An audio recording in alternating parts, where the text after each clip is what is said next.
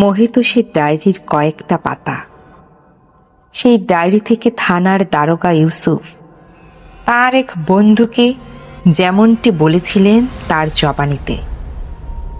ভয়ে একেবারে কাঁটা দিয়ে উঠল মহির। তার সহজ বুদ্ধি বিবেচনা ও বিচার দিয়ে বুঝতে পারছে এমনটি হতে পারে না, হওয়া সম্ভবও নয়। কিন্তু অথচ দু চোখ দিয়ে একটু আগে যা সে দেখেছে সেটাকে অস্বীকারই বা করে কি করে, এবং একেবারে ভুতুড়ে অবিশ্বাস্য বলে উড়িয়েই বা দেয় কি করে।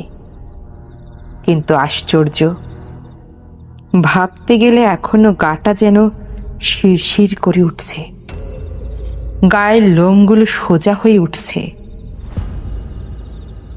টেবিলের উপরে রাখা টেবিল ল্যাম্পের শিখাটা আরও একটু উস্কে দিল মহি।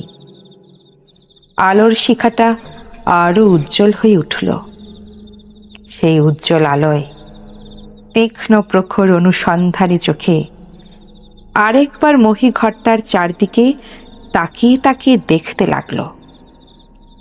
ঘরের প্রতিটি বস্তু খুঁটিয়ে খুঁটিয়ে, না, কিচ্ছু নেই। অথচ এই একটু আগেও দেখেছে সে স্পষ্ট। যদিও ঘরের আলোটা একটু কমানো ছিল, তবু সে কম আলোতেই সে স্পষ্ট দেখেছে। চোখের ভুল বলে উড়িয়ে দিতে পারে না। আলোটা চোখে লাগছিল বলে সামান্য একটু কমিয়ে ঝুঁকে পড়ে গভীর মনোযোগের সঙ্গে বইটা পড়ছিল মহি।